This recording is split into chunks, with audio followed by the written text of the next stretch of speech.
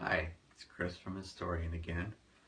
A couple weeks ago I talked about Blur's 13, and tonight I wanted to talk a little bit about Oasis's What's the Story Morning Glory.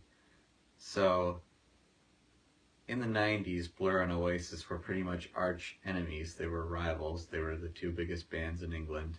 And you kind of had to pick a side between Blur and Oasis. I, on the other hand, chose both.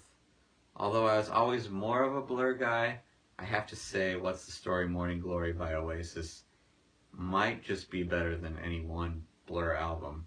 It's kind of a tough call, but as an album, it's one of the biggest selling records in Britain's history. It pretty much turned them into household names overnight, although they had already had success before this. This album made them just gigantic over in England. And the songwriting just has a real classic feel to it.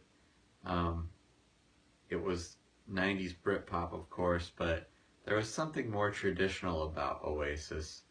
And in the hands of a band that wrote lesser songs, it wouldn't be that exciting, but there's something about Don't Look Back in Anger, Wonderwall, some might say, that just sets them apart from the rest of the competition in the 90s. So I definitely recommend checking it out if you haven't already. If you were a kid in the 90s, you were probably have already been indoctrinated with those songs, but yeah, as an album, I would say it's nearly perfect.